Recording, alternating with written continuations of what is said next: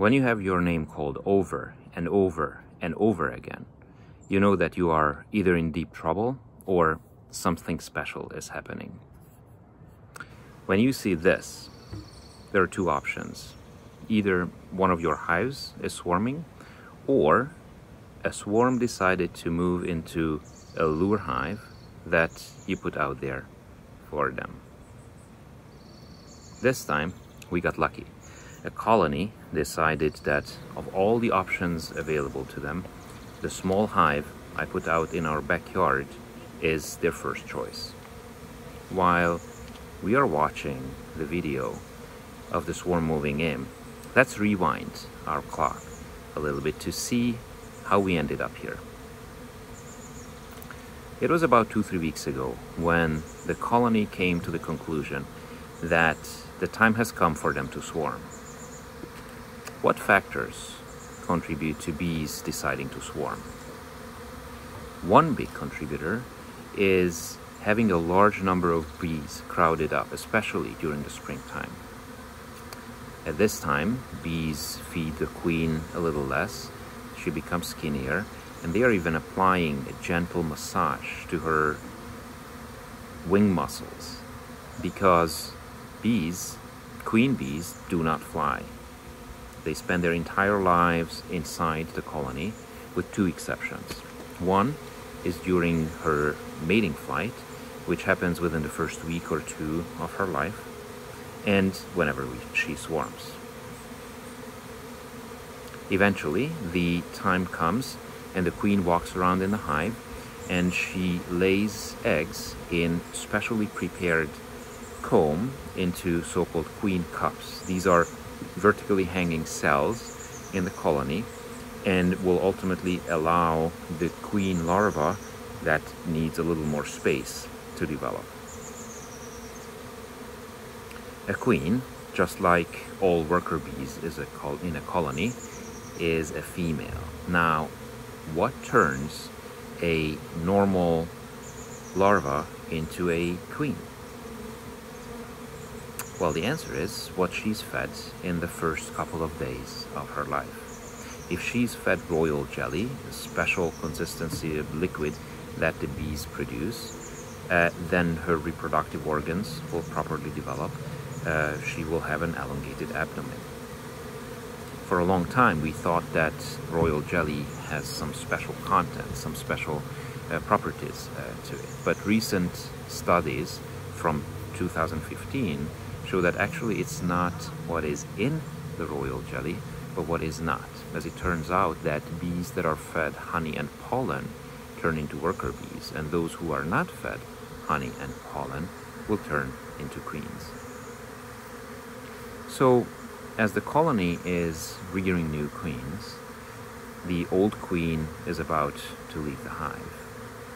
As the new queen larvae reach a certain development level, about 8 days after the egg is laid, the queen cells will be sealed, they are capped. And within a day or so, the swarming starts. The bees are rushing around in the hive and start leaving the hive by the thousands.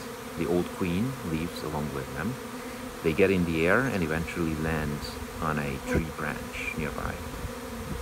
They clamp together in a small place, and this is going to be their temporary location for a day to maybe 3 days. So what are they doing there? What's happening there? Well, this is probably the most amazing activity that bees are doing. They are holding a democratic debate about the new home where they are about to move in. They send out their most experienced foragers, their most experienced members of the colony, to find new homes. These are the bees that have been out there for a few weeks, and they may have come across some appealing tree trunk cavities. So they visit these locations, they form an opinion about these locations, and they come back to the colony and share it with the rest of the bees. They are performing a special series of movements, waggle dances, that describe the location of these cavities as well as the quality of these cavities. Interestingly, these scout bees are not biased. They have no pride, no personal pride. Their interest aligns perfectly with the interests of the colony. They want to find the very best place. They are wired to rate the place on an absolute scale. So on a 1 to 10 scale, they can rate, well, this is a 6 and this is an 8 whenever they see the place. In our case, the voting process resulted in the conclusion that this small box, this nucleus colony, not nucleus hive, won the voting.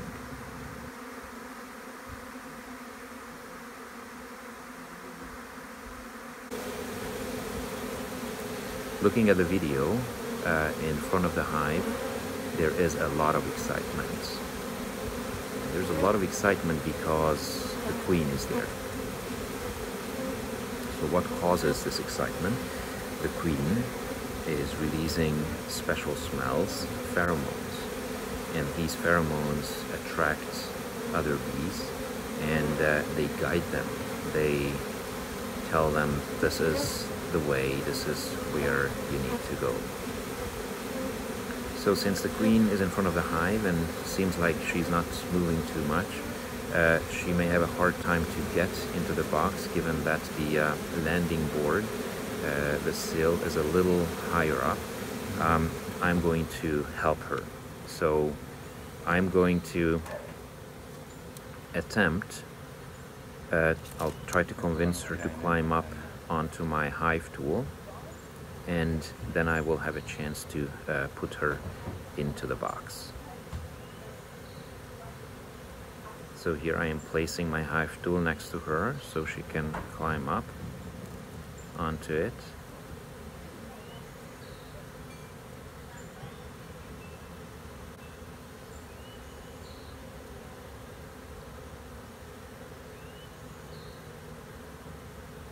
There she is.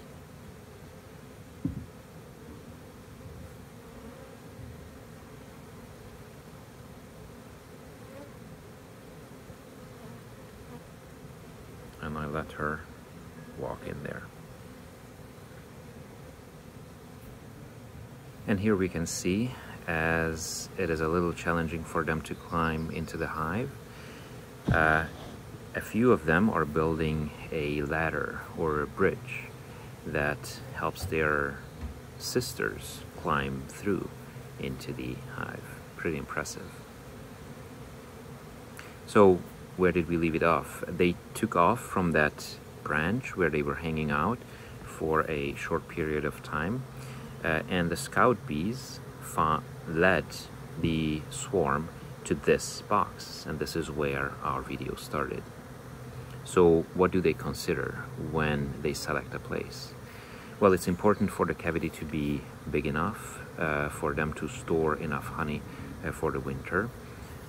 Research shows that 40 liters, about 10 gallons, is the ideal size. But there are other factors as well. They like to have relatively small, 12 centimeter, maybe about 3-4 inch wide opening. They like to have the opening somewhat higher up so that it's easier to defend. They like to have the cavity face south or southeast. They like to have some comb in the cavity, and we believe that serves the purpose of, or that they use that as kind of a hint that maybe other bees have been successful in this location before. Now, as you can see, swarming is an incredibly complex and sophisticated behavior that bees have been perfecting in the last 150 million years. And while we don't fully understand everything about the swarming process, there is an incredible amount that we have learned in the last few decades. Now, one more thing I wanted to mention is what a fundamental difference there is between the birth of a new bee, the reproduction of the individual insect, versus the reproduction of the colony, the reproduction of the superorganism. Swarm is the ultimate reproduction for honeybees when they are sending off the queen with about half the bees inside the colony to a new location to start a new family. There's one more thing I wanted to point out here in the video, is how they are guiding other members of the swarm to the entrance. What they do is they lift their back off. They are releasing a special pheromone, a Nasanov pheromone, and they're signaling to their sisters the "come this way" kind of message.